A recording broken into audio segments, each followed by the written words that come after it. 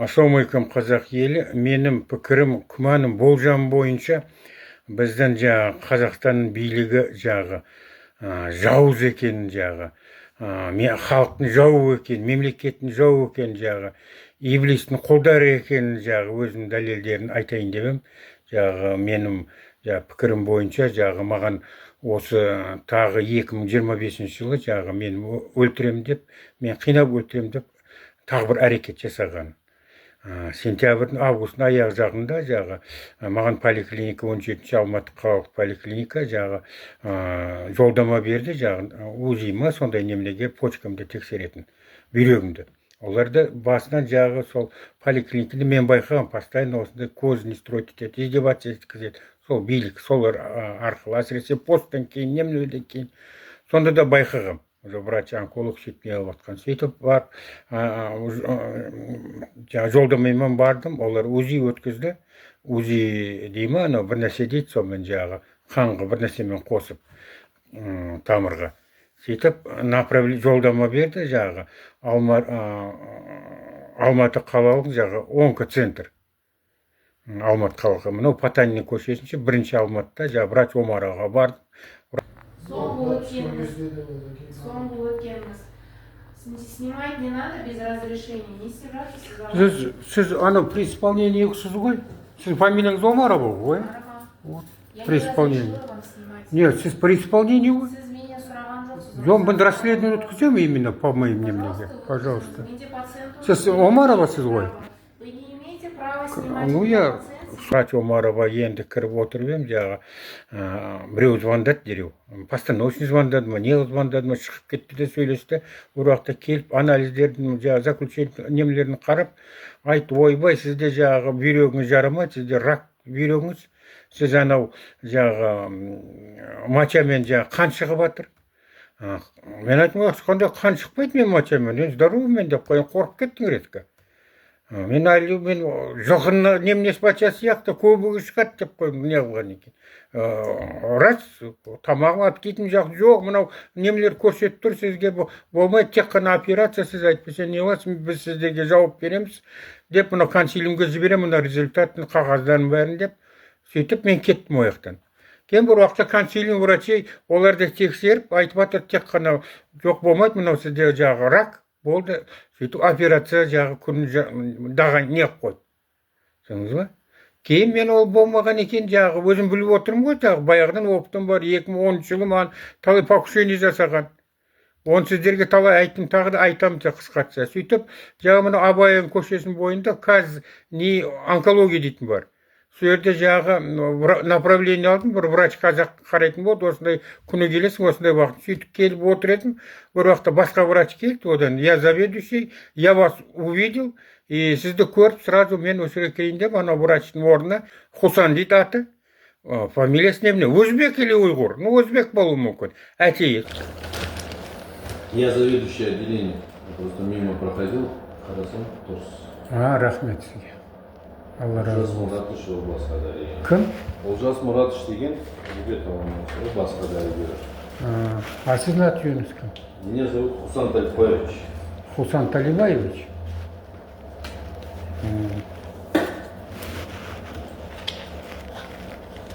Айтыңыз, что беспокоило, қашаннан бері ауырды? Нет, она не беспокоила у меня. У меня спрашивают, как кровь шагами вижу, аппетит какой, хороший аппетит. Образование правой почки есть как доброкачественная киста, так и тканевое, подозрением на рак. Ее надо удалять. Мы можем постараться сохранить почку, удалить только опухоль с кистой. Если согласны, то я дату напишу, на какое. А это что, операцию надо проводить? Обязательно. Там прям написано, что это там. Там же мне сказали, что особо нету там. Кто сказал? Ну вот это там как. Вот кто бы не сказал, у вас написано суспиция ЦР правой почки, подозрение на рак правой почки. Это подозрение на рак правой почки, да? Это обязательно операцию надо делать? 100% надо. Да? Пока мы можем еще попытаться сохранить почку, потом уже почку не сохраним. Уже всю почку удалять придется. А это сложная операция, да? Сложная. Орган сохранить намного сложнее, чем удалить его. Легче убрать, чем сохранить. А я вам еще предлагаю пока сохранить почку. А там это как вот это через вырезать надо будет? Нет, лапароскопически проколами нужно делать. Это сложно, да, операция? Сложная А операция. сколько длится? 5 часов длится. Какая разница, сколько длится вам? И за 30 минут можно сделать, и за 10 минут сделать. Качественно надо сделать. Час где-то длится эта операция. Могу и не проснуться. Ну, ваше право. Әкеңіз неңіз бар, мен не қылам деді. Бірақ жағы алдынан алла айтайын, жағы мен баяғы атом электростанцияға Ресейге қарсы не қылып айтсам, біздің Қазақстанға осыны разобрать етсем, орыстар жіберетін еді жағы. Маған жағы көшеде не қылып покушение жасады, провоцировать етеді, физически тиіседі. Жоқ осындай мекемелерде сөйтіп деліп істе болса сотта, орыс сотқа жібереді. Жағы басқа Азербайжан болса Азербайжанға жібереді. Бандиттерін жағы өздерін, головорездерін жібереді. Неғысы, өзбек болса өзбектерін жағы со дейіп тонап жатыр бізді. Боксерларды атеуі тұтқызып жатыр. Олардың товарларын налог төлемейді.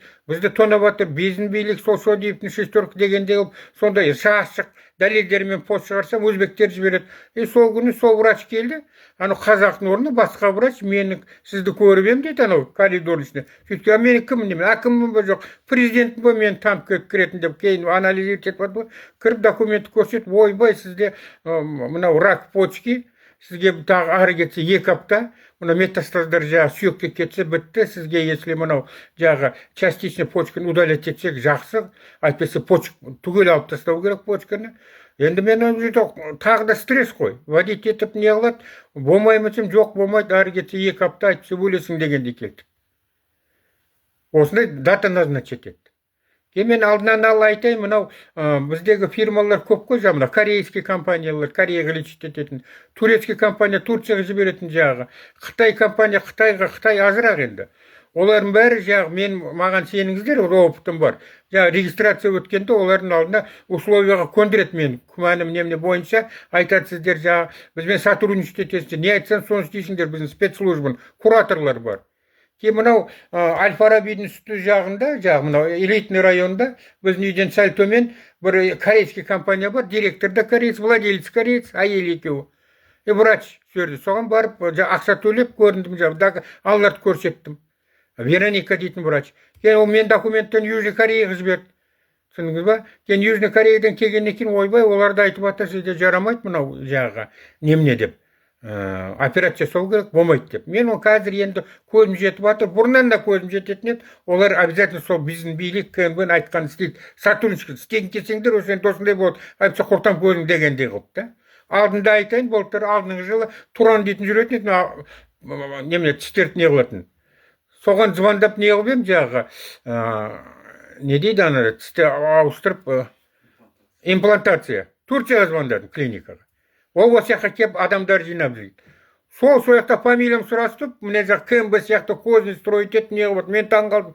Кейін видеодан қарасаң жағы Астанада Министерство юстицияның алдында жүр, қазір сол владелец Туран. Мынау көше менің атынан қойыпты ғой деп. Сонда уже түсіндім, бұлар келгенден бәрін регистрация жасады, сөйтіп куратор біздің айтқан істейсің, кімге не қылған не қыласың, әйтпесе сендерге регистрация жоқ, бұяқтың ақшасын клиенттерді аламайсың ба деп, сонда саудалап не қылады. Сөйтіп мынауды айтты. Корейский компания. Болмайды операция жасау. Мен бәрібір не қылмай қойдым. Түсіндіңіз ба? Кейін біраз уақыт болғаннан кейін жағы 17-ші поликлиниканың орынбасары бар, кореец, Ким дейтін, Эдуард бір нәрсе. Сол арқылы КНБ, сон связной, сол кураторы.